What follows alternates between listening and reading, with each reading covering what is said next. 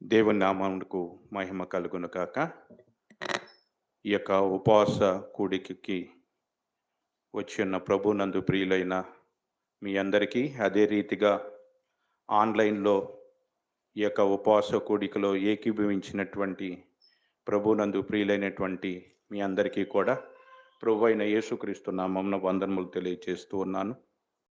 ఈ ఉపవాస కూడికలో దేవుని యొక్క వాక్యాన్ని ధ్యానించుకుని ఆ యొక్క లేఖముల ద్వారా మనలో ఉన్నటువంటి లోపములను, మనలో ఉన్నటువంటి బలహీనతలను మరి తెలుసుకొని ఆ బలహీనతలను ఒప్పుకొని విడిచిపెట్టి దేవుని యొక్క కృపను పొందాలనేటువంటి ఉద్దేశంతోనే దేవుడి యొక్క సమయాన్ని దేవుడు మనకు అనుగ్రహించి ఉన్నాడు. యోహాను రాసిన ప్రకటన గ్రంథము 2వ అధ్యాయము. యోహాను రాసిన ప్రకటన గ్రంథము 2వ అధ్యాయము 7వ వచనాన్ని అందరం కలిసి చదువుకుందాం. చెవిగలవాడు ఆత్మ సంగములతో చెప్పుచున్న మాట వినుగాక. చాలండి, ప్రార్థన చేసుకుందాం. ప్రేమగల మా తండ్రి, దయగలిగినటువంటి ప్రభువా, మహోన్నతుడా, నీ పరిశుద్ధమైన ఘనమైన నామానికి నీ కుమారుడు మా రక్షకుడునైనా యేసుక్రీస్తు వారి శ్రేష్టమైనటువంటి నామంలో కృతజ్ఞతాస్తుతులు, వందనాలు తెలియచేస్తూ ఉన్నాం. మమ్మల్ని ప్రేమించి మా ఆయుష్ను పొడిగించి మరొక దినమును మా జీవితాలకు ఆశీర్వాదకరముగా అనుగ్రహించి ఈ ఉపవాస కూడికలో తండ్రి మా బలహీనతలను మాకు ఎత్తి చూపుచు తండ్రి ఆ బలహీనతల నుంచి మేము విడుదల పొందటానికి కూడా ఒక శ్రేష్టమైనటువంటి మార్గాన్ని నీ లేఖముల ద్వారా మాకు చూపుతూ ఆ యొక్క మార్గములో మేము పయనించాలనేటువంటి ఉద్దేశంతో నీ వాక్కును మాకు వెల్లడిపరచుచున్నందుకు నీకు వందనాలు, స్తోత్రాలు. తండ్రి, నీ పక్షముగా నిలవబడుతుండగా నన్ను మరుగుపరిచి నా మాటలు దూరపరిచి నీ మాట నా యందు ఉంచి కూడి ఉన్న మా అందరితో కూడా మీరు మాట్లాడండి.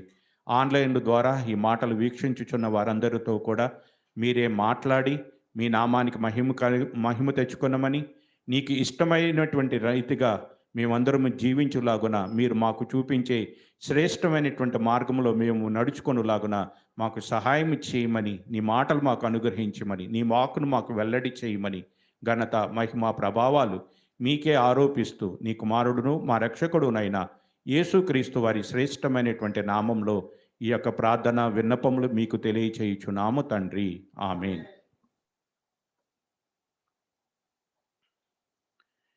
ఈ యొక్క ప్రకటన గ్రంథంని మనం క్లుప్తంగా ఆలోచన చేసినప్పుడు ఈ ప్రకటన గ్రంథానికి మరొక పేరు కూడా ఉన్నది. దాన్నే ప్రత్యక్షత గ్రంథం అంటారు. ప్రత్యక్షత అనేటువంటి పదాన్ని ఎందుకు ఉపయోగించారంటే, ప్రకటన గ్రంథము 1వ అధ్యాయము 1వ వచనంలో చూసినప్పుడు యేసుక్రీస్తు తన దాసులకు కనపరచుటకు దేవుడు ఆయనకు అనుగ్రహించిన ప్రత్యక్షత. యేసుక్రీస్తు ద్వారా మరి జరగబోతున్నటువంటి సంగతులను గుర్చి ముందుగానే దేవుడు తన దాసులను పంపించి యేసుక్రీస్తు ద్వారా మనందరికీ కూడా మరి జరగబోతున్న సంగతులను గురించి తెలియచేయటానికి దేవుడు ఆయనకు అనుగ్రహించిన ప్రత్యక్షత. కాబట్టి ఈ ప్రకటన గ్రంథాన్ని ప్రత్యక్ష గ్రంథం అని కూడా మరొక పేరు మరి దీనికి ఉండటాన్ని మనం చూడగలం. ఇక్కడ ఈ 1వ అధ్యాయం 1వ వచనంలో మనం చూసినప్పుడు ఈ సంగతులు త్వరలో సంభవింపనయ్యున్నవి, ఆయన తన దూత ద్వారా వర్తమానము పంపి తన దాసుడైన యోహానుకు వాటిని సూచించెను. ఈ సంగతులు అంటే ఈ ప్రకటన గ్రంథంలో దేవుడు ఏ సంగతులనైతే తెలియచేస్తున్నాడో ఆ సంగతులు త్వరలో సంభవింపనై ఉన్నవి. ఈ యొక్క లేఖన భాగాన్ని చాలామంది మరి ఇప్పటికీ కూడా సరిగా అర్థం చేసుకోలేనటువంటి వారుగా ఉంటున్నారు.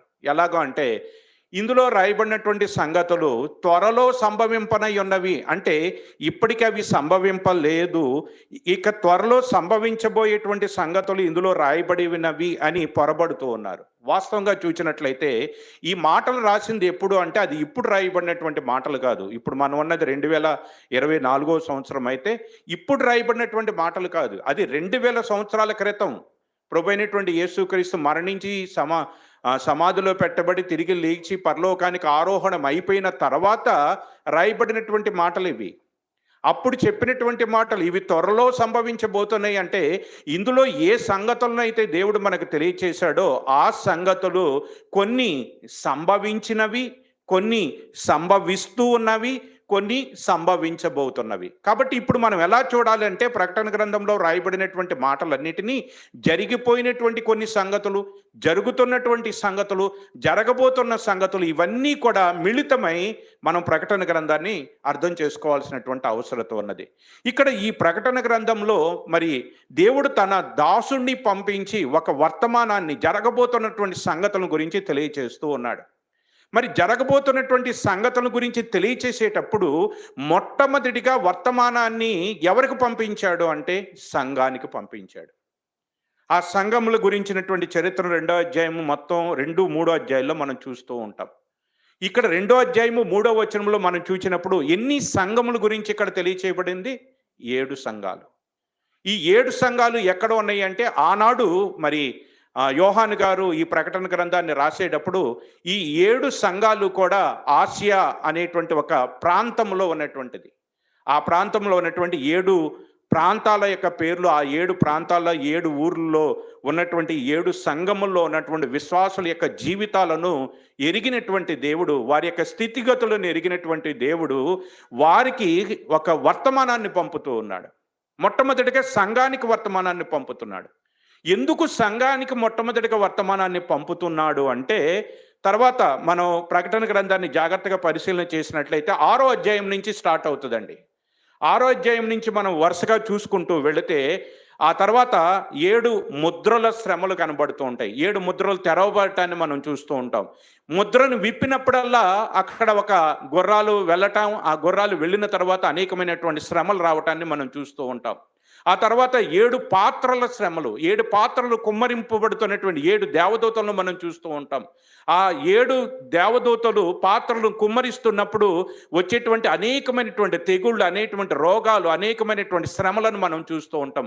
ఆ రీతిగానే 7 బోరలు ఊదుతున్నప్పుడు దేవదూతలు అక్కడ కూడా అనేకమైనటువంటి మరి తెగుళ్లను, శ్రమలను మనం చూస్తూ ఉంటాం.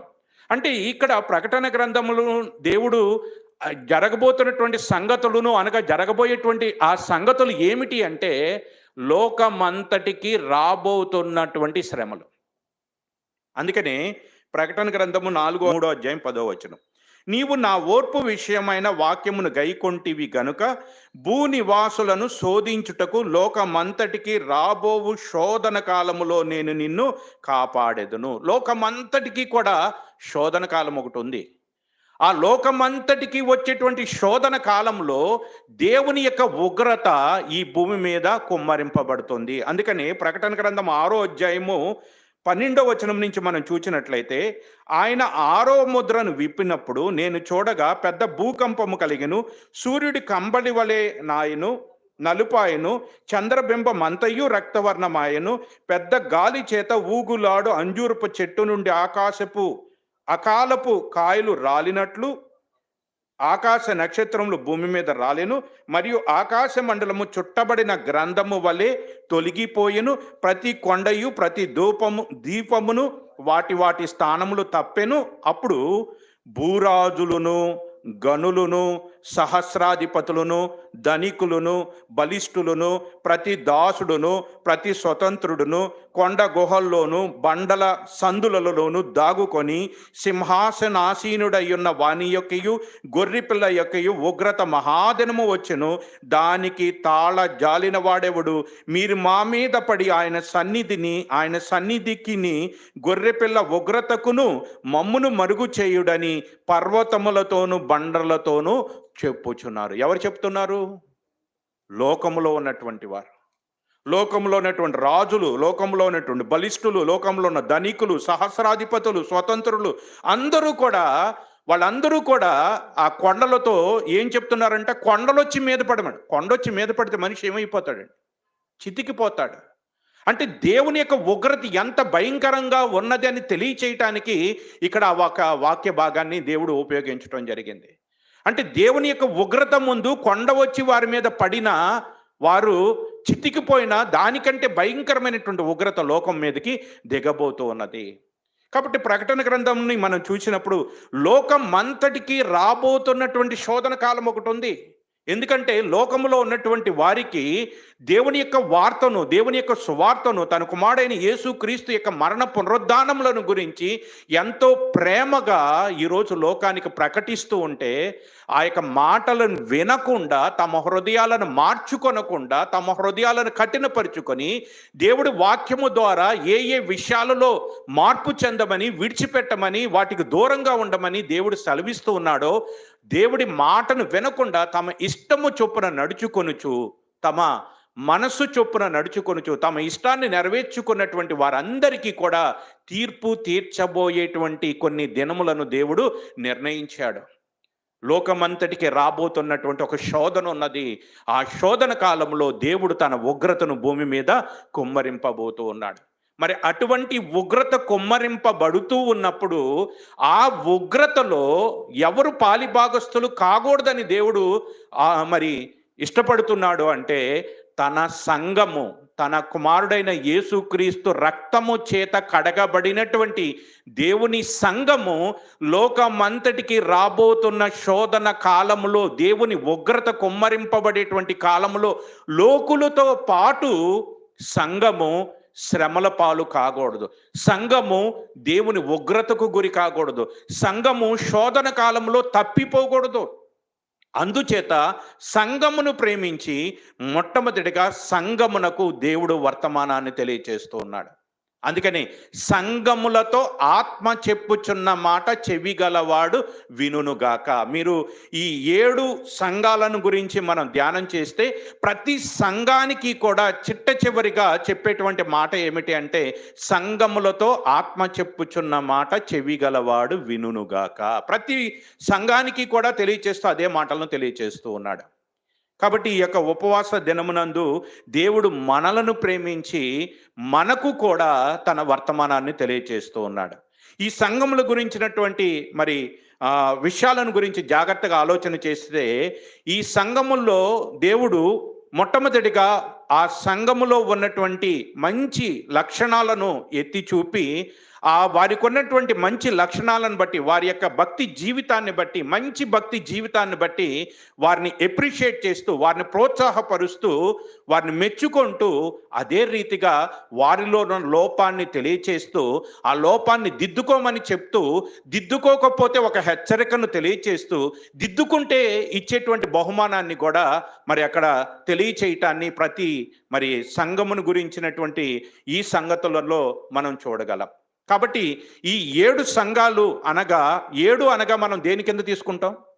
పరిపూర్ణత, అంతే కదా. ఇప్పుడు 7 సంఘములను గురించి దేవుడు మాట్లాడుతున్నాడంటే, ఎప్పుడో 2000 సంవత్సరాల క్రితం ఉన్నటువంటి ఎఫెసీ సంఘం గురించి మాట్లాడుతున్నాడు, లేదా పెర్గేములో ఉన్నటువంటి సంఘం, లేదా లొవదికియాలో ఉన్న సంఘం, లేక తుయేతోరలో ఉన్నటువంటి సంఘం అని, సార్దీస్లో ఉన్నటువంటి సంఘం అని, స్ముర్మాలో ఉన్నటువంటి సంఘం అని ఆ సంఘాలను చూడటం మానేసి ఇప్పుడు మనం ఏం చేయాలి అంటే, ఆ సంఘము అనగా 7 అనేటువంటి పదానికి పరిపూర్ణత కాబట్టి సార్వత్రిక సంఘము, సార్వత్రిక సంఘము అనగా మనము, ఆ సంఘంలో ఉన్నటువంటి మనము. ఈ మాటలు ఆ సంఘపు దూతకు తెలియచేస్తున్నాడంటే, ఈ మాటలు దేవుడు మనకే తెలియచేస్తున్నాడు, మనతోనే మాట్లాడుతూ ఉన్నాడు.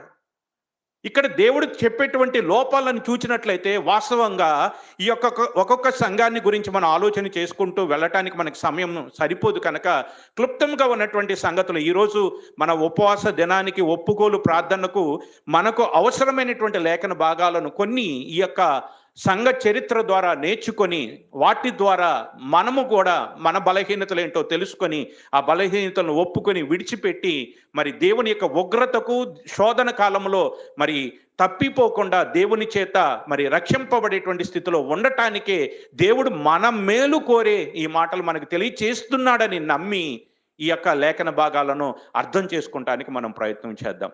ఇక్కడ ఉన్నటువంటి లేఖన భాగాలను ఒక్కొక్కటి మనం చదువుకుంటుంటే, ఒక్కొక్క సంఘాన్ని గురించి ధ్యానం చేసుకుంటూ వెళుతుంటే, కొన్ని లోపాలను దేవుడు ఎత్తు చూపుతున్నప్పుడు నిజముగా ఆ లోపము అసలు మన దృష్టిలో ఇంతవరకు అది లోపంగా కూడా అనిపించలేదు.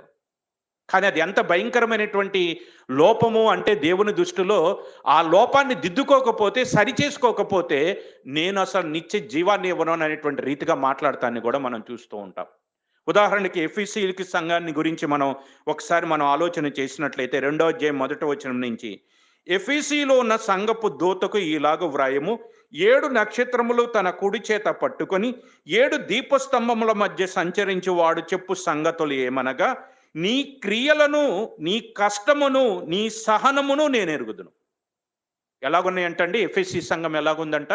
నీ క్రియలు, నీ కష్టము, నీ సహనము నేను ఎరుగుదును. ఎరుగుదును అంటే దేవుడికి తెలుసనే కదా. మంచిగా ఉందన్నాడా, చెడ్డగా ఉందన్నాడా? తప్పు మోపట్లేదు. కాబట్టి క్రియలు బాగున్నాయి, క్రియల విషయంలో బాగున్నాయి. కష్టంలో దేవుని కొరకు ఎంతో కష్టపడుతున్నటువంటి సంఘముగా ఉంది. సహనము, దేవుని విషయమే అనేకమైనటువంటి శ్రమలు వస్తున్నప్పుడు, అనేకమైనటువంటి నిందలు వస్తున్నప్పుడు, అవమానాలు వస్తున్నప్పుడు ఆ సంఘము సహించేటువంటిదిగా ఉన్నది. కాబట్టి అక్కడ మంచి క్రియలు ఉన్నాయి, దేవుడు కోరుకునేటువంటి క్రియలు ఉన్నాయి. దేవుడు కోరుకునేటువంటి రీతిగా కష్టమును భరిస్తూ సహిస్తున్నటువంటి వారిగా ఉన్నారు. అదే రీతిగా సహనముతో ఉన్నారు. అంతేకాకుండా దుష్టులను సహింపలేవనియు, అంటే దుష్ట సాంగత్యానికి దూరంగా ఉన్నారు.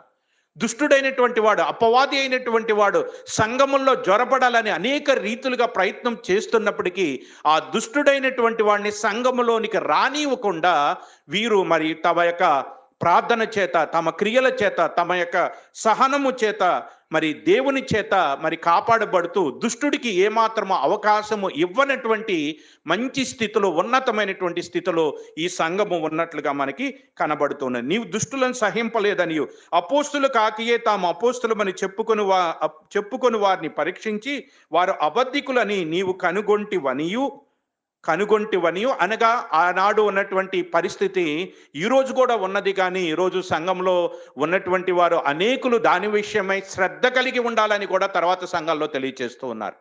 అపోస్తులు కాకయే అపోస్తులు, దేవుడు పంపింపకపోయినప్పటికీ మేము దేవుని చేత పంపబడినటువంటి వారమని చెప్పి దేవుని కొరకు కాకుండా తమ కొరకు మరి మనుషులను పోగు చూసుకునేటువంటి సమాజాన్ని, సంఘాలను కూడా ఈరోజు చూస్తూ ఉన్నాం. అటువంటి పరిస్థితి ఇప్పుడు కాదు, కానీ అప్పుడే మరి ఈ యొక్క ప్రకటన గ్రంథాన్ని తెలియచేస్తున్నటువంటి సమయంలోనే అటువంటి పరిస్థితి ఉన్నది. అటువంటి పరిస్థితుల్లో వారిని పరీక్షించి వారు దేవుని సంబంధంలో కాదో తెలుసుకొని వారి విషయమై కూడా జాగ్రత్త కలిగినటువంటి సంఘముగా ఈ సంఘంలో ఉన్నటువంటి విశ్వాసులు ఇక్కడ కనబడుతున్నారు. ఇంకా ఏం చెప్తున్నాడు? నీవు సహనము కలిగి నా నామము నిమిత్తము భారము బలించి అలయలేదు. భారము భరిస్తూనే కాదు, అలిసిపోలేదు. ఇంకను కూడా ఏం చేస్తున్నారు? వారి విశ్వాసంతో పరిగెత్తుతూ ఉన్నారు. యేసు వైపు చూచుచూ విశ్వాసంతో పరిగెత్తుతూ ఉన్నారు. ఇంకా మనం చూసినట్లయితే 7వ వచనంలో మనం చూసినట్లయితే 6వ వచనంలో, అయితే ఈ ఒకటి నీలోనున్నది, నికోలాయితుల క్రియలో నీవు ద్వేషించుచున్నావు, నేను కూడా ద్వేషించుచున్నాను. నికోలాయితుల క్రియలు అంటే అదొక ప్రత్యేకమైనటువంటి టాపిక్, అదొక క్రియలు. అంటే నికోలస్ అనేటువంటి ఒక వ్యక్తి మరి అపోస్తుల కార్యములు 6వ అధ్యాయంలో మనకు కనబడుతూ ఉంటాడు. తర్వాత మీరు ఇంటికి వెళ్ళిన తర్వాత చదవండి.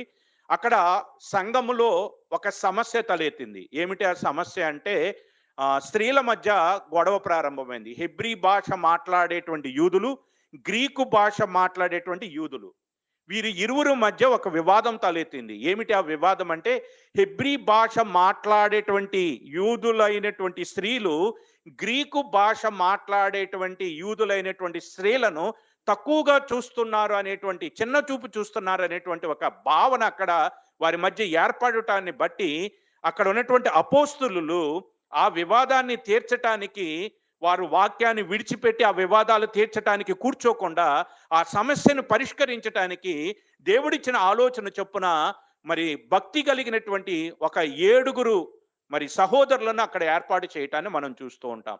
ఆ 7 సహోదరులు, ఒకరి స్టెఫను, మరి ఒకరు ఇప్పుడు మనం చదువుకున్నటువంటి యూదుల మత ప్రవిష్టుడైనటువంటి నికోలస్ అనేటువంటి వ్యక్తి. ఈ నికోలస్ అనేటువంటి వ్యక్తి మొట్టమొదటిగా మంచి భక్తిపరుడుగా మరి అపోస్తుల చేత ఎన్నిక చేయబడినటువంటి వాడుగా తన జీవితాన్ని ఆరంభించి చిట్ట చివరికి ఎలా అతడు మారిపోయాడంటే, యోధా మతాన్ని గురించి ప్రకటిస్తూ యూదుల వలె క్రైస్తవులు కూడా సున్నతి చేయించుకోవాలని యోధా మతంలో ఉన్నటువంటి అన్య బోధలను ప్రకటిస్తూ క్రైస్తవ్యంలో చేరేటువంటి వారందరినీ కూడా గలిబిలి చేస్తూ మరి ఆ రీతిగా మరి బోధలు చేస్తూ ఆ రీతిగా మరి నికోలతల క్రియలను ప్రకటించేటువంటి వాడుగా మారిపోయాడు. ఆ రీతిగా ఆనాటి సంఘంలో మరి ఎంతో మంది ఆ సంఘంలో చేరుతున్నటువంటి క్రైస్తవులైనటువంటి వారిని వారి విశ్వాసం నుంచి తొలగించటానికి వారు అనేక రీతులుగా ప్రయత్నం చేస్తూ వచ్చారు. అదే రీతిగా ఈ నికోలాతుల క్రియలను కూడా మరి ఈ సంఘంలో ఉన్నటువంటి వారు ద్వేషిస్తున్నారు. దేవుడు కూడా వాటిని ద్వేషిస్తున్నాడు. ఒకసారి ఆలోచన చేయండి. ఈ సంఘంలో ఉన్నటువంటి వారి యొక్క మరి గుణాలు, ఈ సంఘంలో ఉన్నటువంటి వారి యొక్క క్రియలు, సహనము, వారు భారము భరించి అలవలేదు, అన్ని గుణాలు వారిలో ఉన్నప్పుడు సహజంగా మనం ఏమనుకుంటాం చెప్పండి? ఏమనుకుంటాం? ఆ సంఘంలో ఉన్నటువంటి వాళ్ళందరూ కూడా పరలోకానికి వెళ్ళటానికి అర్హులని అనుకుంటాం కదా. మన దృష్టికైతే అలానే కనపడుతుంది. కానీ దేవుని దృష్టి మనలాంటి దృష్టి కాదు కదా. ఆయన పై రూపాన్ని చూచేవాడు కాదు, అంతరంగాన్ని చూచేవాడు. వారిలో క్రియలు మంచిగానున్నా, కష్టము వారి దేవుని కొరకు కష్టపడుతున్నా, దేవుని కొరకు సహనము కలిగి ఉన్న, దుష్టులను సహించకుండా దుష్ట సాంగత్యానికి దూరంగా ఉండి అపోస్తులు కాకే అపోస్తులమని చెప్పుకునేటువంటి వారిని పరీక్షించి భారము భరించి అలియనటువంటి స్థితిలో నికోలాతుల క్రియలను ద్వేషిస్తూ ఉన్నతమైనటువంటి స్థితిలో ఉన్నప్పటికీ అంతరంగములను అంతరింద్రియములను పరీక్షించే దేవుడు వారిని మెచ్చుకుంటూనే వారిలో ఉన్న లోపాన్ని తెలియచేస్తున్నాడు. ఏమిటా లోపం? చూడండి 4వ వచనంలో, 2వ అధ్యాయం 4వ వచనం. అయినను అయినను మొదట నీకుండిన ప్రేమను నీవు వదిలితవని నేను నీ మీద తప్పు ఒకటి మోపవలసి ఉన్నది. దేవుడే తప్పు మోపుతున్నాడండి. ఆలోచించండి. అన్ని సుగుణాలు కనబడుతున్నటువంటి వారిలో వారికి కనబడనటువంటిది ఏమిటి? వారిలో మొదటి ప్రేమ లేదంట. కష్టముంది, క్రియలు ఉన్నాయి, సహనముంది, దుష్టుని సహించటలేదు, భారము భరించి అలిసిపోలేదు, అబద్ధ బోధలను కనిపెడుతున్నారు, అబద్ధ బోధకులను కనిపెడుతున్నారు. అన్ని గుణాలున్నా వారిలో వారికి తెలియనటువంటి లోపం ఏమిటి అంటే వారు దేవుని యొక్క మొదటి ప్రేమను కోల్పోయారంట. మొట్టమొదటిగా దేవుని ఎరిగినప్పుడు, మారు మనసు పొందినప్పుడు మరి ఏ రీతిగా దేవునితో వాళ్ళు నడిచారో ఆ ప్రేమను వాళ్ళు కోల్పోయారంట. అంటే ఇన్ని మంచి గుణాలు ఉన్నప్పటికీ కూడా ఒక విశ్వాసిలో మొదటి ప్రేమ లేనటువంటి స్థితి కూడా ఉంటుందా అంటే ఉంటుంది.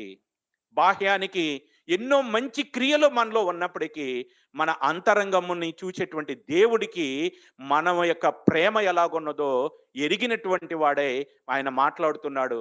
మరి మొదటి ప్రేమను నీవు కోల్పోతివి. ఆలోచించండి. మరి ఈ యొక్క లేఖన భాగంలో ఈ మాటను బట్టి ఈ యొక్క నేరము కేవలం ఎఫెసీ సంఘంలో ఉన్నటువంటి వారి మీదనే కాదు, కానీ మన మీద కూడా ఉంది కదా. మనం ఆలోచించుకుంటే ఈ యొక్క లోపము, ఈ నేరములోనికి దేవుడు ఏ నేరమునైతే మోపుతూ ఉన్నాడో ఈ నేరములోనికి దాదాపుగా ప్రపంచంలో ఉన్నటువంటి 90% అనుకోవచ్చా? ఇంకా ఎక్కువే అనుకోవచ్చు. అందరం కూడా ఆ యొక్క మొదటి ప్రేమ విషయంలో మనందరము కూడా ఎలాగున్నాం? దేవుని ఎదుట దోషులుగా ఉన్నాం. ఇది మనకి తప్పుగా అనిపిస్తుందండి. ఇది అసలు మనకి ఎప్పుడన్నా అనిపించింది? అసలు మనం ఎంతసేపు కూడా మన ఒప్పుకోల్లో మనం ఏం చేస్తుంటాం? మనం మాట్లాడిన అపవిత్రమైన మాటలు, మనం చూసినటువంటి చూపులు, మన తలంపులు, మన ఆలోచనలు, వీటిని గురించే మాట్లాడుతూ ఉంటాం. కానీ దేవుడు అంతరంగాలను చూసేటువంటి వాడు. వాటిని ఒప్పుకోవాలి, వాటిని విడిచిపెట్టాలి. వాటితో పాటు లోతుగా మనం ఇంకా చూస్తూ మనలో ఉన్నటువంటి లోతైనదిగా మనకు పాపముగా కనబడినటువంటిది, ఇది అసలు మనకు పాపంగానే దోషంగానే కనబడలేదు, కానీ దేవుని దృష్టిలో మాత్రం ఇది దోషముగా కనబడుతూ ఉన్నది. అందుకే అంటున్నాడు, నీవు మొదటి ప్రేమను విడిచితివని నీ మీద తప్పు ఒకటి మోపవలసి ఉన్నది. ఏ స్థితిలో నుండి పడితివో అది జ్ఞాపకము చేసుకొని మారు మనసు పొంది. ఎవరు మారు మనసు పొందాలి? సంఘపు వెలుపటి వారు మారు మనసు పొందటం అనేటువంటిది అది అనుదినము. సంఘములో ఉన్నటువంటి వాళ్ళు కూడా ప్రతి దినము కూడా మారు మనసు పొందాల్సిందే. దేవుడు కోరుకుంటున్నది ఏంటంటే, ఎన్ని గుణాలు మనలో మంచి ఉన్నా, ఎంతగా దేవుని కొరకు కష్టపడుతున్నా, ఎంతగా ప్రార్థన చేస్తున్నా, ఎంతగా వాక్యం చదువుతున్నా, ఎంతగా దేవుని కొరకు శ్రమ పడుతున్నా, దేవుడు కోరుకునేటిది ఏంటిది అంటే మొదటి ప్రేమను కోరుకుంటున్నాడు, మొదటి స్థానాన్ని కోరుకుంటున్నాడు. ఆ మొదటి ప్రేమ మనలో లేకపోతే దేవుడు ఏమంటున్నాడంటే, లోకము మీదకి రాబోతున్న శ్రమల కాలంలో నీవు తప్పింపబడాలంటే, లోకము మీదకి రాబోతున్న ఉగ్రతలో నుండి నీవు తప్పింపబడాలంటే, నీవు నేను మనందరము కూడా, సంఘముగా ఉన్నటువంటి మనందరము కూడా చేయవలసింది ఏమిటి అంటే, మొదటి ప్రేమను మనలో మళ్ళీ తిరిగి పొందటానికి, మొదట ప్రేమ చేత దేవునితో నడవటానికి మనలను మనమే ఏం చేయాలి? సరి చేసుకోవాలి. అందుకని అంటున్నాడు, నీవు ఏ స్థితి నుండి పడితేవో అది జ్ఞాపకం చేసుకొని మారుమనసు పొంది ఆ మొదటి క్రియలను చేయుము. హెచ్చరిక అండి ఇది. ఇది ఆజ్ఞ. దేవుడు చెప్తున్నటువంటి ఆజ్ఞ ఇది. ఆ మొదటి క్రియలను నీవు చేయము. అట్లు చేసి నీవు మారుమనసు పొందితేనే సరి. మారుమనసు పొందితేనే సరి. లేని ఎడల నేను నీ యొద్దకు వచ్చి నీ దీపస్తంభమును దాని చోట నుండి తీసివేతును. హెచ్చరిక. మొదట ఆ యొక్క సంఘంలో ఉన్నటువంటి మంచి లక్షణాలు, దేవుడు మెచ్చుకున్నటువంటి గుణగణాలన్నిటినీ కూడా తెలియచేస్తూ ఉన్నాడు. ఆ తర్వాత వారికి తెలియనటువంటి లోపమును వారికి తెలియచేస్తూ ఉన్నాడు. తర్వాత ఆ లోపమును దిద్దుకుంటానికి మారుమనసు పొందమని ప్రేమపూర్వకమైనటువంటి హెచ్చరికను తెలియచేస్తూ ఉన్నాడు. ఒకవేళ మారుమనసు పొందటానికి, ఆ మొదటి ప్రేమను కొనసాగించటానికి నీవు ఇష్టపడకపోతే ఏమంటున్నాడు? హెచ్చరిక చేస్తున్నాడు. ఏమంటున్నాడు? నీ దీపస్తంభమును దాని చోట నుండి నేను తీసివేస్తాను అంటున్నాడు. ఆలోచించండి. మనము ఒప్పుకోలు ప్రార్థనలో ఎన్నో విషయాలను మనం ఒప్పుకుంటాం, కానీ మనకు తెలియనటువంటి దోషాలు ఎన్నో మనలో ఉంటాయి. అందుకని అపోస్తలుడైన పౌలు అంటాడు, నన్ను నేనే విమర్శించుకున్నప్పుడు నాలో నాకు ఏ తప్పిదమో కనబడదు. ఎన్నో సందర్భాలలో మన యొక్క స్థితి కూడా అలాగే ఉంది. మనం మంచిగా ప్రార్థన చేస్తున్నాం, మంచిగా దేవుని సన్నిధికి వెళుతున్నాం, దేవుని వాక్యాన్ని వింటున్నాం, ఉదయకాలం లగంగానే ప్రార్థన చేసుకుంటాం, అన్నీ కూడా మంచి క్రియలు మనలో ఉన్నాయి. కాబట్టి ఇక నాలో ఏ తప్పు లేదు అనుకునేటువంటి మరి స్థితిలోనికి మనం వెళ్ళిపోయి మనకు తెలియకుండానే దేవునికి దూరం అయిపోయేటువంటి పరిస్థితి. అటువంటి భ్రమలో మనం పడకుండా మనం మేల్కొల్పటానికి ప్రేమతో దేవుడు ఈ యొక్క సమయమందు దేవుడు మనతో మాట్లాడుతున్నాడు. మొదటి ప్రేమ మనలో ఉన్నదా? ఈ విషయంలో ఖచ్చితంగా నాకు తెలిసినంత వరకు మనందరము కూడా మరి దేవుని దృష్టిలో దోషులుగానే ఉంటాం. ఆ ఎఫెసీ సంఘముతో మాట్లాడినటువంటి రీతిగానే ఈరోజు మనతో కూడా మాట్లాడుతూ ఉన్నాడు. అదే రీతిగా మరి పెర్గేము సంఘం, అంటే ఇక్కడ మనకు అవసరమైనటువంటి సంఘములను గురించే మాట్లాడుతున్నామండి. సంఘం అంటే మనమేనండి. సంఘం అంటే మనం. అక్కడున్న లోపాలు మనం చూసినప్పుడు ఎఫెసీ సంఘంలో ఎన్ని తప్పులు మోపాడు చెప్పండి? ఒకే తప్పు అండి. ఈరోజు మనలో చూస్తే అక్కడ ఎన్ని మంచి గుణాలను దేవుడు మెన్షన్ చేశాడో మనలో అన్ని దుర్గుణాలు ఉంటాయి. అక్కడ ఒక్క తప్పు మోపుతుంటే మనలో దేవుడు వెతికితే మహా అయితే ఒక్క మంచి గుణం కనబడుతుందేమో, మిగిలిన అన్నీ కూడా దేవుడు అసహించుకునేటువంటివే. అవునా కాదంటారా? వాళ్ళకి మనకి తేడా ఏమిటంటే ఒక్క తప్పే వాళ్ళ మీద మోపుతున్నాడు. మనల్ని వెతికితే ఒక్క మంచి గుణం, ఏదో ఒక్క మంచిది అన్న అది కూడా కనిపించవచ్చు, కనిపించకపోవచ్చు. అందుకని వారికి ఎట్లాగైతే ప్రేమతో దేవుడు తన ప్రేమపూర్వకమైనటువంటి వర్తమానాన్ని పంపించాడో ఈరోజు మనకు కూడా అదే తెలియచేస్తున్నాడు. మనకు నూతన దినాన్ని మనకి అనుగ్రహించాడు అంటే దాని అర్థం ఏమిటి అంటే మనల్ని దిద్దుకుంటానికే. దేవుడు మనల్ని విడిచిపెడితే మనకు వచ్చేది ఏమిటి అంటే మరణమే. దేవుడు మనం విడిచిపెడితే ఈ లోకంలో శరీరముతో మనం బ్రతకటానికి అవకాశం ఉండదు. దేవుడు మనల్ని విడిచిపెడితే ఈ లోకంలో ఉండటానికి మనకు అవకాశం ఉండదు. యెహోవా అతన్ని విడిచెను, యెహోవా అతన్ని ఎడబాసెను. సౌలుని వెడబాసిన వెంటనే సౌలు జీవితం ఏమైపోయిందండి? అర్ధాంతరంగా యుద్ధంలో ముగిసిపోయింది. అదే రీతిగా సంసోన్ను కూడా దేవుడు విడిచిపెట్టినప్పుడు సంసోన్ యొక్క జీవితము చావు ఒక్కటే అతనికి రావట్లేదు, కానీ అన్నీ అనుభవిస్తూ ఉన్నాడు. అన్ని రకాలైనటువంటి శ్రమలు, నిందలు, అవమానాలు అతడు ఉన్నాడు. పేరుకి మాత్రమే జీవించి ఉన్నాడే కానీ అతను దృష్టిలో అతడు మరణించినటువంటి వాడు. అందుకని చిట్ట చివరిగా అతన్ని అడుగుతున్నాడు, దేవా ఈ జీవితం కంటే ఒక్కసారి నన్ను జ్ఞాపకం చేసుకో, ఒక్కసారి నా శత్రువును బట్టి నన్ను జ్ఞాపకం చేసుకోనమని దేవుని సన్నిధిలో ప్రార్థించినాడు. కాబట్టి ఇక్కడ ఈ యొక్క సంఘముని గురించి మాట్లాడుతున్నప్పుడు మొదటి ప్రేమను ఒక లోపముగా చూపిస్తూ ఉన్నాడు. అదే రీతిగా 12వ అధ్యాయము, పెర్గేములో ఉన్న సంఘపు దూతకి ఇలాగూ వ్రాయమని, సాతాను సింహాసనం ఉన్న స్థలములో నీవు కాపురమున్నావని నేను ఎరుగుదును. ఎక్కడున్నారంటండి వీళ్ళు? సాతాను సింహాసనం. సాతాను సింహాసనం అంటే సాతానే ప్రత్యక్షంగా వారి మధ్య ఉంది. సాతాను ప్రత్యక్షంగా ఉంటే ఏం చేస్తుంది చెప్పండి? ఏం చేస్తుంది? సాతాను ప్రత్యక్షంగా ఉన్నది అపోస్తలులు సువార్త ప్రకటిస్తున్నప్పుడు. స్టెఫను సువార్త ప్రకటించినప్పుడు సాతాను సింహాసనం అక్కడ ఉన్నది కనుక సాతాను వెంటనే ఏం చేసింది చెప్పండి? రాళ్లతో కొట్టి స్టెఫన్ను చంపేసింది. అదే సువార్త ప్రకటించడానికి మూల స్తంభంగా యాకోబు ఉన్నాడని యాకోబును ఖడ్గము చేత చంపించేసింది. ఈరోజు సాతాను సింహాసనం ఇక్కడ లేదండి. సాతాను నిజంగా సింహాసనం వేసి కూర్చుంటే మనం ఎవ్వరూ కూడా తప్పించుకోలేమండి.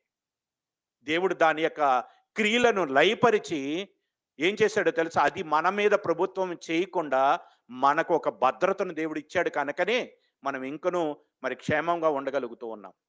ఆ సాతాను సింహాసనం ఉన్నటువంటి స్థలములో ఈ పెర్గేములో ఉన్నటువంటి విశ్వాసులు ఉన్నారట. ఆ సాతాను సింహాసనం ఉన్నప్పుడు ఏం జరుగుతుంది? మరియు సాతాను కాపురం ఉన్న ఆ స్థలములో నాయందు విశ్వాసి అయ్యుండి నన్ను గుర్చి సాక్షి అయిన అంతియపయ అనువాడు మీ మధ్యను చంపబడిన దినములలో నీవు నా నామమును గట్టిగా చేపట్టి నా యందు విశ్వాసమును విసర్జింపలేదని నేను ఎరుగుదును. చెప్పాను కదండి, సాతాను సింహాసనం అంటే రోజుకొక తలకాయ లెగిసిపోతూ ఉంటుంది. సౌలైతే ఇంటింటా జొచ్చి ఏం చేస్తున్నాడట?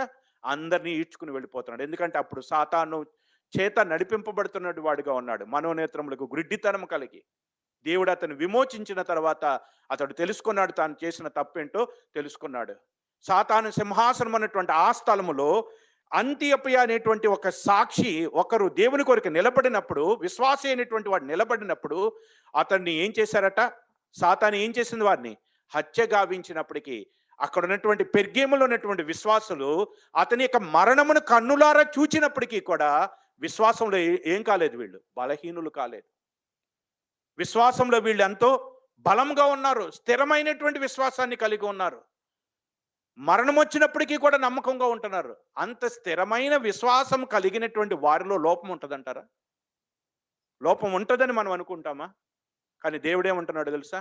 చూడండి ఏమంటున్నాడు అక్కడ 14వ వచనంలో, అయినను నేను నీ మీద కొన్ని తప్పిదములు. ఆ తప్పిదములు ఏంటి అనేది ఇక్కడ ఉన్నటువంటి సంగతులను గురించి విచారించడానికి ఈ మాటలు మనం ధ్యానం చేయటం లేదు. కానీ ఆ తప్పిదములు ఏంటో అవి మనకు తెలుసు. ఆ తప్పిదములు ఏంటో మనకు తెలుసు. దేవుని యొక్క వాక్యాన్ని మనం వినిచున్నప్పుడు, దేవుని యొక్క వాక్యాన్ని మనం ధ్యానం చేస్తున్నప్పుడు ఆ తప్పిదములు ఏంటో, మన తప్పిదములు ఏంటో మనకి తెలుస్తూ ఉంటాయి. విశ్వాసంలో ఎంతో బలంగా ఉన్నప్పటికీ, మరణం వచ్చినప్పటికీ భయపడకుండా నిలబడినప్పటికీ ఆ సంఘంలో ఉన్నటువంటి విశ్వాసుల మీద కూడా కొన్ని తప్పిదములను మోపుతూ ఉన్నాడు. అలా తప్పిదములను మోపి ఆ తప్పిదములను గురించి ఏమంటున్నాడు చూడండి 16వ వచనంలో, కావున మారుమనసు పొందుము. ఎఫెసీ సంఘంలో ఏ రీతిగా చెప్పాడో ఇక్కడ కూడా అదే రీతిగా చెప్తున్నాడు. కావున మారుమనసు పొందుము. లేని ఎడల మారుమనసు పొందకపోతే నేను నీ యొద్దకు త్వరగా వచ్చి నా నోట నుండి వచ్చు ఖడ్గము చేత వీరితో యుద్ధము చేసేదను. ఎవరు యుద్ధం చేస్తారు? సాతానా, దేవుడా? దేవుడు యుద్ధం చేస్తే తప్పించేవాళ్ళు ఉన్నారా? సాతాను యుద్ధం చేస్తే తప్పించేవాళ్ళు ఉన్నారు. దేవుడే యుద్ధం చేస్తే ఎవరితో యుద్ధం చేస్తున్నాడు? సంఘంలో ఉన్నవాళ్ళ, బయట వాళ్ళతో? సంఘంలో ఉన్నవాళ్ళతో. దేవునితో యుద్ధం కావాలా, మారు మనసు కావాలా? దేవుడే చెప్తున్నాడండి, మన ముందే ఉంచుతున్నాడు. నువ్వు ఏది కోరుకుంటావో అది నీ ఇష్టం. మారు మనసు పొందినటువంటి మనము అనుదినము కూడా మారు మనసు పొందాల్సినటువంటి పరిస్థితి. ప్రతి దినము కూడా మనల్ని మనం శుద్ధి చేసుకోవాల్సినటువంటి పరిస్థితి. ఇక్కడ కొన్ని తప్పిదములు ఉన్నాయి. ఆ తప్పిదములు ఏంటో అవి మనకు తెలుసు వ్యక్తిగతంగా. మనకు తెలుసు. మన హృదయం ఏ విషయాల్లో మన మీద దోషారోపణ చేస్తుందో ఆ యొక్క దోషారోపణ చేస్తున్నప్పుడు ఆ దోషములను బట్టి మనం ఏం చేయాలి? ఒప్పుకొని విడిచిపెట్టాలి. మారు మనసు అంటే ఏంటండి? మారు మనసు అంటే ఏంటి? మారు మనసు ఎలా వస్తుంది? తప్పులను ఒప్పుకుంటే మారు మనసు వస్తుందా? ఒప్పుకుంటాం అనేటువంటిది మారు మనసు వచ్చిందేమో కానీ అదే మారు మనసు కాదు. ఒప్పుకున్న దాన్ని ఏం చేయాలి? విడిచిపెట్టాలి. దావీదు యొక్క జీవితంలో ఒక్కసారి తప్పు చేశాడండి. ఆ తప్పును బట్టి ఎన్నో శ్రమలకు గుండా వెళ్ళాడు. దావీదు యొక్క జీవితాన్ని చూసినప్పుడు సింహాసనముని అధిష్టింపగా మునుపు అతని జీవితంలో అన్ని శ్రమలే. ఎవరి వల్ల? సౌలు వల్ల. సౌలు వెంటాడుతుంటే తను కట్టుకున్నటువంటి భార్యతో ఉండలేకపోయాడు. తను ఉన్నటువంటి ఊర్లో ఉండలేకపోయాడు. తన కుటుంబంతో బతకలేకపోయాడు. తను ఆ దేశంలో ఉండలేకపోయాడు. ఎక్కడో శత్రువు దగ్గరికి వెళ్ళి తల దాచుకోవాల్సినటువంటి పరిస్థితి. సౌలు రాజు అయినటువంటి సౌలుకు అల్లుడిగా ఉన్న ఒక్క దినము కూడా తన భార్యతో గడిపినటువంటి రోజు లేదు. తన భార్య చేతిలోనే చచ్చిపోయేటువంటి పరిస్థితి ఒకానొక సందర్భంలో వచ్చింది. ఎల్లప్పుడూ కూడా పరిగెత్తటమే, కొండల్లో, గుహాల్లో, ఎక్కడ ఎక్కడ ఉంటున్నాడో తెలియదు, ఏం తింటున్నాడో తెలియదు, ఎలా బ్రతుకుతున్నాడో తెలియదు. రాత్రులు నిద్రలేనటువంటి రాత్రులు ఎన్నో ఎన్నో రాత్రులు అతడు గడిపాడు. కారణం ఏమిటంటే అతని శత్రువు అయినటువంటి సౌలు అతన్ని తరుముతూ వచ్చాడు. ఆ తర్వాత సింహాసనాన్ని అధిష్ఠించాడు. సౌలుని భూమి మీద సమూలంగా తీసివేశాడు. మరి రాజు అయిన తర్వాత మరల ఏమైంది చెప్పండి? తన యొక్క హృదయంలో వచ్చిన ఒక అవిధేయత, ఒక పాపము, ఒక తలంపు, ఒక కోరిక, దానిని బట్టి అతని జీవితంలో మరలా శ్రమలే. సింహాసనం ఎక్కక ముందు శ్రమలు, సింహాసనం ఎక్కిన తర్వాత కూడా శ్రమలే. సింహాసనం ఎక్కక ముందు ఉన్నటువంటి శ్రమలో దేవుడు తోడుగా ఉన్నాడు. ఎందుకంటే సౌలు ద్వారా వచ్చినటువంటి శ్రమలు కాబట్టి. సింహాసనం అధిష్ఠించిన తర్వాత తన అవిధేయతను బట్టి, తన పాపమును బట్టి అతడు మరలా శ్రమలు పడుతూ ఉన్నాడు. అయితే ఈ శ్రమలు ఎవరి నుంచి వచ్చినాయి అంటే ఇవి సాతాను నుంచి వచ్చినవి కాదు. ఇప్పుడు ఎవరి నుంచి వచ్చినాయి? దేవుని వలనే. నీవు నాకు తెలియకుండా రహస్యముగా ఈ పని చేసావు, కానీ నీకైతే నీ సదాకాలము నీ ఇంట్లో యుద్ధాలే. తనకు పుట్టినటువంటి కుమారులే తన మీద తిరుగుబాటు చేయటం. అబ్షాలోము తిరుగుబాటు చేస్తే ఏడ్చుకుంటూ మరి ఆ కొండలకు పారిపోవటం, అడవుల్లోకి పారిపోవటం. దావీదు యొక్క జీవితంలో ఒక్కసారి తప్పు చేశాడండి. కానీ ఆ తప్పు గురించి ఎంత పశ్చాత్తాపడ్డాడంటే తన జీవితంలో మరొకసారి అటువంటి తప్పు చేయలేదు. అందుకని దావీదు గురించి దేవుడు సాక్ష్యం ఇచ్చేటప్పుడు ఉరియా విషయంలో తప్ప మరెక్కడో కూడా అతడు తప్పు చేయలేదని దావీదుని గురించి సాక్ష్యం ఇస్తున్నాడు.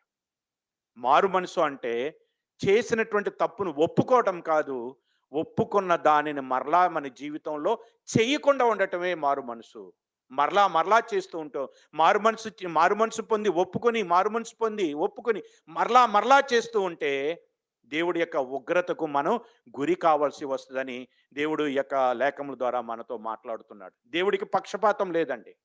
ఇంకా మిగిలిన సంఘాలను కూడా మనం చూసినప్పుడు మిగిలినటువంటి సంఘాలు ఏంటివి? తుయతరా సంఘము, తర్వాత సార్దీస్ సంఘము, లవొదికయ సంఘములో కూడా అదే పరిస్థితి అండి. వాళ్ళకు కూడా ప్రేమపూర్వకంగానే చెప్తున్నాడు. ఉన్న 7 సంఘాలలో 5 సంఘాలలో దేవుడు లోపాలను కనుగొన్నాడు. ఈ 5 సంఘాలలో లవొదికయ సంఘంలో అసలు మంచిది అనేదే లేనేలేదు. అయినప్పటికీ కూడా ఆ లవొదికయ సంఘంలో ఎటువంటి మంచితనం లేనప్పటికీ కూడా ఆ లవొదికయ సంఘముతో కూడా ఏమని చెప్తున్నాడో చూడండి ఒకసారి. 3వ అధ్యాయము 19వ వచనం. 3వ అధ్యాయం 19వ వచనం. నేను ప్రేమించి వారందరినీ గద్దించి శిక్షించుచున్నాను కనుక నీవు ఆసక్తి కలిగి మారు మనసు పొందుము. ఆ లవొదికయ సంఘముని గురించి దేవుడు చెప్తున్నప్పుడు మరి 17వ వచనంలో చూసినట్లయితే నీవు దౌర్భాగ్యుడువును, దిక్కిమాలిన వాడువును, దరిద్రుడువును, గుడ్డివాడువును, దిగంబరుడువై ఉన్నావని ఎరుగక నేను ధనవంతుడును, ధనవృద్ధి చేసుకొని ఉన్నాను, నాకేమీ కొదవలేదని చెప్పుకొనిచున్నావు. ఏమని చెప్పుకుంటున్నారంటే ఆ లవొదికయ సంఘంలో ఉన్నటువంటి వాళ్ళు మేము ధనవంతులు, మాకేమీ కొదవలేదని చెప్పుకుంటున్నారంట. కానీ దేవుడు చూసినప్పుడు ఎట్లా ఉన్నారు వాళ్ళంతా? ఇంకా ఎన్ని రకాలుగా దేవుడు అంటున్నాడు చూడండి. మన చెవులు వినలేనటువంటి మాటలు, దౌర్భాగ్యుడు, దిక్కుమాలిన వాడు అని చెప్పి దేవుడు వారిని గద్దిస్తూ అటువంటి భయంకరమైనటువంటి స్థితిలో ఉన్నప్పటికీ కూడా దేవుడు ఏమంటున్నాడు చూడండి 17వ వచనంలో. నేను ప్రేమించి వారందరినీ గద్దించి శిక్షించుచున్నాను కనుక నీవు ఆసక్తి కలిగి మారు మనసు పొందు. ఆసక్తి కలిగి మారు మనసు పొందితే ఏం చేస్తున్నాను? నేను తలుపు నొద్ద నుండి తట్టుచున్నాను. నా స్వరము విని మారు మనసు పొంది తలుపు తీసినట్లయితే నాతో కూడా నీవు భోజనము చేయదము, సహవాసాన్ని కలిగి ఉందాం. అంతేకాదు నేను జయించి నా తండ్రితో కూడా సింహాసనం మందు కూర్చుండ ప్రకారము నీవు కూడా మారు మనసు పొందితే నీకు కూడా కూర్చుండటానికి సింహాసనాన్ని ఇస్తాననేటువంటి గొప్ప వాగ్దానాన్ని అక్కడ తెలియచేస్తూ ఉన్నాడు. ఈ యొక్క సంఘముల ద్వారా దేవుడు మనతో మాట్లాడుతున్నాడు. ఏ లోపాలు మనలో ఉన్నాయి? మారు మనసు పొందటానికి దేవుడు అవకాశాన్ని ఇస్తున్నాడు. ఆ దోషాలు ఏంటో మనకు తెలుసు. మనలో మనమే విమర్శించుకున్నప్పుడు మనలో మనకి ఏ తప్పిదమో కనపడదు. అయినను ఏమంటున్నాడు పౌలు? అయినను నేను నీతిమంతుడనని అనుకోవట్లేదు. నన్ను విమర్శించువాడు దేవుడే. దేవుడు విమర్శించినప్పుడే, దేవుడి లేఖనములను మనం చదివినప్పుడే, దేవుని వాక్యము దగ్గరికి వచ్చినప్పుడే, దేవుని వెలుగులోనికి వచ్చినప్పుడే మన రహస్య పాపాలు మనకు తెలియచేయబడతాయి. అలా దేవుడి వాక్యపు వెలుగులోనికి మనం రానంత కాలము అక్కడ ఉన్నటువంటి లవొదికయలో ఉన్నటువంటి సంఘంలో ఉన్నటువంటి వారి వలె మనలో ఏ తప్పు లేదని, నేను ధనవంతుడును, ధనవృద్ధి చేసుకున్నాను, నాకేమీ కొదవ లేదని, నాలో ఏ తప్పు లేదని మనల్ని మనమే మోసపుచ్చుకునేటువంటి వారంగా ఉంటాం. అందుకని దేవుడి యొక్క మరి ఉపవాస దినమందు ఈ ఒప్పుకోలు ప్రార్థన సమయంలో దేవుడు ఈ యొక్క సంఘముల యొక్క చరిత్ర ద్వారా మనతో కూడా మాట్లాడుతున్నాడు. ఏ లోపములు మనలో ఉన్నాయో ఆ లోపాలను దిద్దుకోమని, మారు మనసు పొందమని దేవుడు తెలియచేస్తూ ఉన్నాడు. దేవుడికి ఏమాత్రము కూడా పక్షపాతం లేదండి. ఎవరినైనా కానీ దేవుడు మారు మనసు పొందకపోతే ఎవరిని కూడా దేవుడు ఉపేక్షించేటువంటి దేవుడు కాదు. ఆ ఎఫెసీ సంఘంలో చెప్తున్నాడు, నీవు మారు మనసు పొందకపోతే నేను నీ యొద్దకు వచ్చి నీ దీపస్తంభమును తీసివేస్తానంటున్నాడు. అదే మనం ఇందాక చదివాం పెర్గేము సంఘంలో, నీవు మారు మనసు పొందకపోతే ఏం చేస్తాను, నేనే వచ్చి నీతో యుద్ధము చేస్తానంటున్నాడు.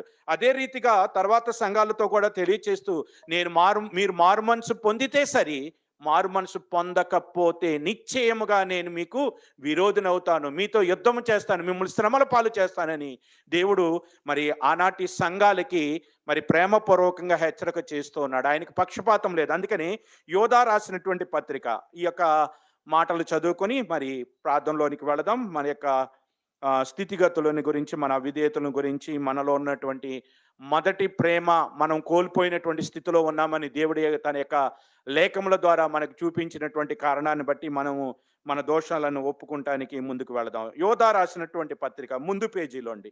యోధా రాసిన పత్రిక 5వ అధ్యాయము, ఒకే ఒక అధ్యాయం ముందు 5వ వచనం. ఈ సంగతులన్నీ మీరు ముందటనే ఎరిగి ఉన్నను, నేను మీకు జ్ఞాపకము చేయగోరుచున్నదేమనగా, ప్రభువు ఐగుప్తులో నుండి ప్రజలను రక్షించినను, వారిలో నమ్మకపోయిన వారిని తర్వాత నాశనము చేసెను. ఎవరిని? తన ప్రజలైన ఇశ్రాయేలుని ఐగుప్తులో నుండి తీసుకువచ్చాడు. ఐగుప్తులో నుండి తీసుకువచ్చిన తర్వాత కూడా వీరులో ఏమి లేకుండా పోయింది? మారు మనసు లేదు. వాళ్ళ మనసు మారలేదు. వాళ్ళు ఐగుప్తులో నుండి వచ్చారు కానీ వాళ్ళ మనసులో మాత్రం ఐగుప్తు ఉండిపోయింది. వారి మనసులో ఉన్నటువంటి ఐగుప్తుని బట్టి ఎల్లప్పుడూ కూడా దేవుని శోధించటం, ఎల్లప్పుడూ కూడా దేవుని దగ్గర ఏడవటం, దేవుని నిందించేటువంటి వారిగా, దేవునికి అవమానకరమైనటువంటి రీతిగా ఉన్నప్పుడు తన ప్రజలైనటువంటి ఇశ్రాయేలును విడిచిపెట్టాడా? ఎంతమంది బయలుదేరారండి ఐగుప్తులో నుండి? 6 లక్షల కాల్బలము, దాదాపుగా 25 లక్షల మంది. కానీ కనానుకు చేరినటువంటి వారు ఎంతమంది? ఇద్దరే. అంటే కాల్బలము గురించి దేవుడు చెప్పాడో లేదా 25 లక్షల మంది గురించి మనకు చెప్పాడో తెలియదు, కానీ ఇద్దరు మాత్రమే చేరారట. మిగిలిన వాళ్ళందరూ ఎక్కడైపోయారు? అరణ్యంలో రాలిపోయారు. కారణం ఏమిటి? వారు దేవునికి ఇష్టలుగా ఉండలేదు. వారి మనసును మార్చుకోవటానికి, వారి అవిధేయతలను ఒప్పుకోవటానికి, వారి యొక్క దోషములను విడిచిపెట్టడానికి వారు ఇష్టపడలేదు. వారి దోషములను ఒప్పుకోలేదు, మారు మనసు వారు పొందలేదు. కనుక ఐగుప్తులో నుండి బయటకు వచ్చారు, అరణ్యంలో రాలిపోయారు. ఐగుప్తులోనేమో దేవుని ఉగ్రత వలన ఐగుప్తులు చనిపోయారు, అదే ఉగ్రత వలన అరణ్యంలో ఇశ్రాయేలు కూడా చనిపోయారు. ఈ సంగతులన్నీ మనం ఎరిగి ఉన్నప్పటికీ మరొకసారి మనకి గుర్తు చేస్తూ ఉన్నాడు. అందుకని ఏమంటున్నాడు?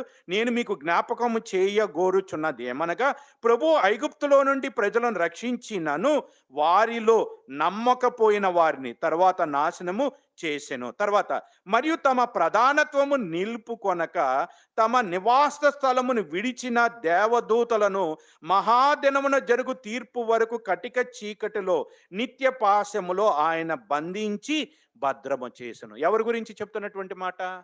పరలోకములోనున్న దేవదూతలు.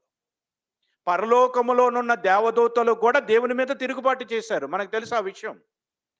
ఆ దేవుని మీద తిరుగుబాటు చేసినప్పుడే ఆ యొక్క దేవదూతను, లూసిఫర్ అనేటువంటి దేవదూతని, అతని యొక్క మోసంలో పడినటువంటి మిగిలినటువంటి దేవదూతలు అందరినీ కూడా పరలోకంలో నుండి దేవుడు త్రోసివేశాడు. త్రోసివేయటమే కాదు, వారిని ఎక్కడ ఉంచాడు తెలుసా? ఎక్కడ ఉంచాడు చూడండి.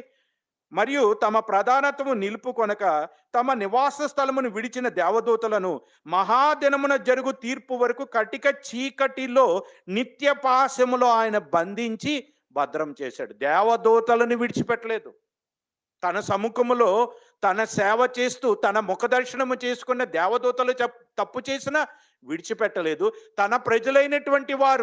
తన ప్రజలైనటువంటి వారు అబ్రహాము సంతానమైన అప్పటికీ కూడా, అబ్రహామునికి వాగ్దానం చేసినప్పటికీ కూడా వాళ్ళు నమ్మకపోతే వాళ్ళని కూడా విడిచిపెట్టలేదు అని ఇంకొక జనాంగాన్ని కూడా మనకి తెలియచేస్తున్నాడు 7వ వచనంలో. ఆ ప్రకారముగానే సొదొమ గొమొర్రాలను వాటి చుట్టుపట్లనున్న పట్టణములను వీరి వలనే వ్యభిచారము చేయుచు పరశరీరానుసారులైనందున నిత్యాగ్ని దండన అనుభవించుచు దుష్టాంతరముగా ఉండెను. ఈ సొదొమ గొమొర్రాలు అంటే అన్ని జనులు తప్పు చేసినా విడిచిపెట్టలేదు. వారికి కూడా దేవుడు ఏం చేశాడో తెలుసు మనకి. ఆకాశం నుండి అగ్ని దించి ఆ యొక్క సొదొమ గొమొర్రాల పట్టణాలను సమూలముగా నాశనం చేశాడు. వాళ్ళకి ఏం విధించాడంట? నిత్యాగ్ని దండన అనుభవించుచు అంటే అర్థం ఏంటండి? జరుగుతుంది అనేదే కదా. ఎప్పుడు జరిగింది ఇది? అబ్రహాం కాలంలో జరిగింది. ఇప్పటికీ కూడా ఏం జరుగుతుందంట? అనుభవించుచు నిత్యాగ్ని దండన వాళ్ళు అనుభవిస్తున్నారు. ఎవరు వీళ్ళు? సొదొమ గొమొర్రాల పట్టణంలో అన్ని జనులైనటువంటి వారిని విడిచిపెట్టలేదు. తన ప్రజలైన ఇశ్రాయేలుని విడిచిపెట్టలేదు. దేవదూతలు పాపం చేసినప్పుడు విడిచిపెట్టలేదు. మనల్ని విడిచిపెడతాడా? ఎవరిని విడిచిపెట్టాడండి. ఆయనకి పక్షపాతం లేదు. ఆయన దగ్గరికి వచ్చి మారుమనసు పొంది మన యొక్క జీవితాన్ని మార్చుకుంటానికి ఇష్టపడితే ఆయన ప్రేమ కలిగినటువంటి వాడు, కనికరమ కలిగినటువంటి వాడు, దయ కలిగినటువంటి వాడు, ఆదరించేటువంటి దేవుడు, చేర్చుకునేటువంటి దేవుడు, హత్తుకునేటువంటి దేవుడు. అదే సమయంలో ఆయన్ని ధిక్కరించి ఆయన మాటను వినకుండా మారు మనసు పొందుటకు ప్రేరేపించేటువంటి ఆయన ఆత్మను అంగీకరించక, ఆయన వాక్యమును అంగీకరించక, కఠిన హృదయంతో గురువింజము వలె మన హృదయాలను కఠినపరుచుకుంటే, మనము కఠినమైతే ఆయన కూడా మన పట్ల కఠినుడు అవుతాడు. ఆయన శిక్ష విధించాలనుకుంటే, ఆయన ఉగ్రతను కొమ్మించాలనుకుంటే, ఆయన మనతో యుద్ధం చేయాలనుకుంటే ఆ యొక్క శిక్ష నుంచి విడిపించేటువంటి నాదుడు మరెవరి లేనే లేరు. అందుకని అంటున్నాడు, ఆ శిక్షకు మనం గురి కాకుండా ఉండటం కోసం మనల్ని మారుమనసు పొందమంటున్నాడు. మనం చేస్తున్నటువంటి క్రియలను విడిచిపెట్టమంటున్నాడు. లేకపోయినట్లయితే లోకముతో పాటు మనకి కూడా ఏముంటది? శిక్ష. లోకమంతటికి రాబోతున్న శ్రమల్లో మనం కూడా పాలిభాగస్తులు అవ్వాల్సి వస్తుంది. ఇందాక మనం చదువుకున్నాం ప్రకటన గ్రంథం 6వ అధ్యాయం చివరిలో అక్కడ ఉన్నటువంటి ధనవంతులు, బలవంతులైనటువంటి వారు, భూరాజులైనటువంటి వారు, వాళ్ళందరూ కూడా ఏం చేస్తున్నారు? ఆ ఉగ్రతను తట్టుకోలేక వారు కేకలు వేస్తానని మనం చూస్తూ ఉన్నాం. అందులో మనం ఉండకూడదని దేవుడు ప్రేమపూర్వకంగా మనల్ని ప్రేమించి మారుమనసు పొంది, మారుమనసుకు తగినటువంటి క్రియలను మనం కలిగి ఉండాలని దేవుడు ఈ యొక్క మాటల ద్వారా మనలందరినీ కూడా ప్రేమపూర్వకంగా హెచ్చరిక చేస్తున్నాడు. మన పాపములను మనం ఒప్పుకొని ఎడల ఆయన నమ్మదగినటువంటి వాడు. తన కుమారుడైన యేసుక్రీస్తు యొక్క రక్తము ద్వారా మన పాపములను కడగటానికి, శుద్ధి చేయటానికి ఆయన ఇష్టపడుతూ ఉన్నాడు. అందుకని ఈ ఉదయకాల సమయం మందు ఈ ఒప్పుకోలు ప్రార్థన మరి క్రమంలో దేవుడు మనకు తెలియచేస్తున్నది ఏమిటి అంటే, మారు మనసు పొందుము. మారు మనసు పొందినట్లయితే సరి, మారు మనసు పొందకపోతే ఏం జరుగుతుందో కూడా దేవుడు ఇక్కడ తెలియచేస్తున్నాడు. అయితే చివరిగా ఒక విషయాన్ని గురించి ఆలోచించి మన ప్రార్థనలోకి వెళదాం. మనం మారు మనసు పొందకుండా అంటే మనం పాపములను కప్పుకునేటువంటి రీతిగా చేసేవాడు ఎవరు చేస్తారండి? మనల్ని పాపంలో పడేసేది ఎవరు? మన దేవునికి దూరం చేసేది ఎవరు? మన మారు మనసు పొందకుండా చేసేది ఎవరు? ఎందుకు సాతానికి ఏంటి ఉపయోగం? మనం దేవుని దగ్గర ఉంటే సాతానికి ఏంటి లాస్ అండి? పోనీ సాతాను దగ్గరికి వెళ్ళి ఉంటే సాతానికి వచ్చేటువంటి మేలేముంది? సాతానికి కూడా ఎక్కడ ఉంచాడని చెప్పుకున్నాం ఇందాక మనం. కటిక చీకటిలో దేవుడు బంధించాడు కదా, నిత్యాగ్ని దండనకలో పడేయాలని దేవుడు చెప్తున్నాడు కదా. సాతానుతో పాటు మనం కూడా వెళ్ళి సాతానుతో పాటు నిత్య నరకంలో పడిపోతే సాతానికి ఏమైనా ఆనందం అక్కడ? అది యాతన పడాలి, మనం యాతన పడాలి. మరి ఎందుకు ఇలా చేస్తుంది? ఎందుకు ఇలా చేస్తుంది? ఎందుకు సాతాను మనుషులైనటువంటి మనలందరినీ దేవునికి ఎందుకు దూరం చేస్తుంది? మనం దేవునికి ఇష్టలు కాకుండా ఎందుకు చేస్తుంది? అంటే ఒక కారణం ఉందండి. ఏమిటా కారణం అంటే ఒకసారి చూద్దాం చూడండి. మత్తయి రాసిన సువార్త ఆ యొక్క మాటను చదువుకొని ముగించుకుందాం. ప్రార్థనలోనికి వెళదాం. మత్తయి రాసిన సువార్త 24 అధ్యాయము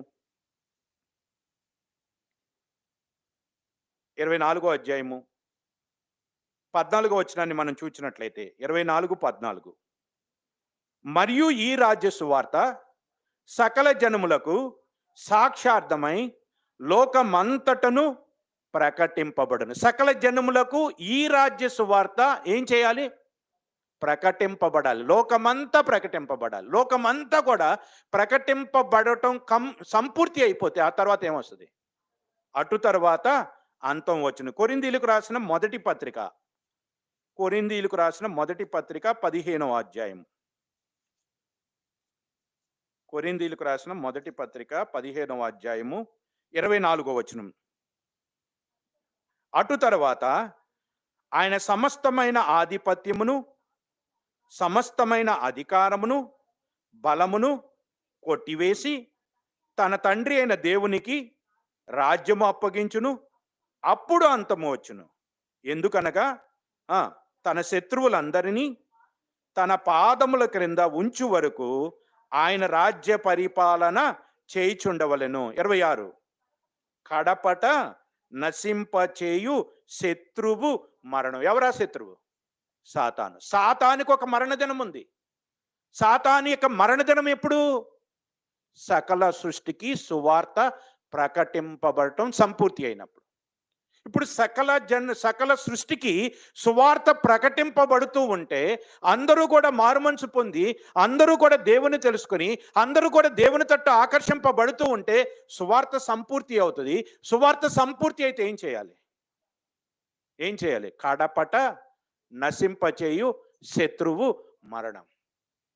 ఇప్పుడు తనకు మరణం రాకుండా ఉండాలి అంటే, ఆ నిత్యమైనటువంటి నరకంలోకి పోకుండా ఉండాలంటే ఏం చేయాలి చెప్పండి? సకల జనులకు సువార్త ప్రకటింపబడనివ్వకుండా అవాంతరాలు కలగ చేస్తూ, బెదిరిస్తూ, హింసిస్తూ, ప్రేరేపిస్తూ, ఆకర్షిస్తూ వారిని లాగవేయాలి. అర్థమవుతుందండి? సాతానుని ఎందుకు మనల్ని దేవుని నుంచి దూరం చేస్తుంది? ఎందుకు ఈ సువార్తకు ఆటంకంగా ఉంటుంది అంటే, సువార్త ప్రకటన అయిపోయిన వెంటనే దేవుడు సాతానును పట్టుకెళ్ళి ఎక్కడ పడేస్తాడు? నిత్యమైనటువంటి నరకం, అగ్నిదండన, ఆ అగ్నిగుండంలో పడవేస్తాడు. అగ్నిగుండంలో దానికి మరణం ఉంది. ఆ మరణము నుంచి తప్పించుకుంటే సాధ్యం కాదు. కానీ ఆ మరణాన్ని పొడిగించుకోవటం కోసం సువార్త ప్రకటనను ఆలస్యం చేస్తుంది. దేవుడేమో దీర్ఘశాంతం కలిగినటువంటి వాడు, ఏ శరీరియు నశించకూడదని అందరి ఎడల ఆయన మరి దీర్ఘశాంతము కలిగినటువంటి వాడై ఉన్నాడు. ఆ యొక్క దీర్ఘశాంతమైనటువంటి గుణాన్ని ఉపయోగించుకొని అపవాది ఏం చేస్తుంది? తన ఆయుష్ను పొడిగించుకుంటూ ముందుకు వెళుతుంది. ఇప్పుడు సాతాను యొక్క ఆయుష్ ఎవరి చేతిలో ఉంది చెప్పండి? ఎవరి చేతిలో ఉంది? దేవుని చేతిలో ఉంది. ఇప్పుడు ఎవరి చేతిలో పెట్టాడు? మన చేతిలో పెట్టాడు. మనము సువార్తను ప్రకటిస్తూ దేవునికి ఇష్టలుగా లోకమంతటికి, సర్వసృష్టికి కూడా సువార్తను ప్రకటించటానికి సంఘములో ఉన్న ప్రతి ఒక్కరము కూడా ప్రయాసపడినట్లయితే ఏం జరుగుతుంది? సర్వసృష్టికి సువార్త ప్రకటింపబడిన తర్వాత ఏమొస్తుంది? కడపట నశింపచేయు శత్రువు మరణం. దానికి మరణం రాకుండా నిమిత్తము మనల్ని ఏం చేస్తుంది? దేవుడి నుంచి దూరం చేసి మనల్ని కూడా తనతో పాటు నరకం వైపుకి నడిపిస్తూ ఉన్నది. అటువంటి నరకము వైపు మనం వెళ్లకుండా ఉండటానికి దేవుడు మనలను ప్రేమించి ప్రేమపూర్వకంగా ఈ ఉదయకాల సమయమందు మారు మనసు పొందుము అని దేవుడు ఈ యొక్క మాటల ద్వారా మనల్ని ప్రేమపూర్వకమైన హెచ్చరిక చేస్తూ ఉన్నాడు. దేని విషయం మారు మనసు పొందుతాం? అది వ్యక్తిగతం. మన యొక్క స్థితి ఏంటో మనకు తెలుసు. మన అంతరంగం ఏంటో మనకు తెలుసు. మనకంటే ఎక్కువగా దేవుడికి బాగా తెలుసు. కాబట్టి మన తోటి వారికి తెలియకుండా, మన ఇంట్లో ఉన్నటువంటి వారికి తెలియకుండా, మన బంధువులకు తెలియకుండా, మన స్నేహితులకు తెలియకుండా మనం ఎన్నో కార్యాలు చేసి ఉండొచ్చు. ఆ కార్యాలన్నిటినీ చూచే దేవుడు ఒకడు ఉన్నాడు. ఆ కార్యాలన్నిటినీ బట్టి ఆనాడు ఎఫెసీ సంఘముతో మాట్లాడినటువంటి రీతిగా మనతో కూడా మాట్లాడుతున్నాడు. లొవదీకయ సంఘముతో మాట్లాడినటువంటి రీతిగా మనతో కూడా మాట్లాడుతున్నాడు. ప్రేమపూర్వకంగానే మాట్లాడుతున్నాడండి. ప్రతి ఒక్క సంఘానితో కూడా సంఘముతో ఆహ్, ఆత్మ చెప్పుచున్న మాట చెవిగలవాడు వినుగాక అని ప్రతి సంఘానికి కూడా మారుమనసు పొందితే నీకు జీవ కిరీటం ఇస్తాను, జీవవృక్ష ఫలాలను ఇస్తాను, దేవుని పరదైసులో ఉండేటువంటి జీవాహారాన్ని ఇస్తాను, నాతో కూడా కూర్చుండే సింహాసనం ఇస్తాను, కొత్త రాతిని ఇస్తాను, కొత్త పేరును దాని మీద రాయబడుతుంది, కిరీటం ఇస్తానని చెప్పి బహుమానాలను కూడా దేవుడు గుర్తు చేస్తూ ఉన్నాడు. కాబట్టి మారుమనసు పొందటానికి దేవుడు మనకి చక్కటి అవకాశాన్ని ఇచ్చాడు. మన యొక్క స్థితిని దిద్దుకుంటానికి, మన పరిస్థితిని మార్చుకుంటానికి దేవుడు చక్కటి అవకాశాన్ని ఇచ్చాడు. ఇందులో ఎటువంటి సందేహం లేదండి. మనందరము కూడా దేవుని ఎదుట ఎలాగున్నాం? దోషులుగానే ఉన్నాం. మనకు తెలిసినటువంటి పాపాలు, మనకు తెలిసిన అవిధేయతలు కొన్ని అయితే, మనకు తెలియకుండానే ఉన్నటువంటి అవిధేయతలు అనేకం. అందులో కొన్నిటిని దేవుడు ఈరోజు మనకి చూపిస్తూ వచ్చాడు. అందులో మొదటి ప్రేమను దేవుడు కోరుకుంటున్నాడు. ఆ మొదటి ప్రేమ విషయంలో మనందరము కూడా నిజంగా చెప్పాలంటే దేవుని దృష్టిలో దోషులమే కనుక, మన దోషములను మనం కప్పుకున్నట్లయితే ఏమవుతాం మనం? అతిక్రమములు చేయవాడు వర్ధిల్లడు, వాటిని ఒప్పుకొని విడిచిపెట్టువాడు కనికరాను. దేవుడి కనికరం చూపించాలనేటువంటి ఉద్దేశంతోని ఈ ప్రకటన గ్రంథంలో ఉన్నటువంటి సంఘములు గురించినటువంటి చరిత్ర ద్వారా దేవుడు మనతో మాట్లాడి ఉన్నాడు. కాబట్టి దేవుడు మాట్లాడినటువంటి ఈ యొక్క లేఖన భాగముల ద్వారా మనం మన యొక్క అవిధేయతలను ఒప్పుకుంటానికి, సరిచేసుకుంటానికి మనందరము కూడా సిద్ధపడదాం. అట్టి భాగ్యాన్ని దేవుడు మనకు అనుగ్రహించినటువంటి కారణాన్ని బట్టి మరొకసారి దేవునికి ఘనత, మహిమ, ప్రభావము యుగయుగములు ఆరోపింపబడునుగాక.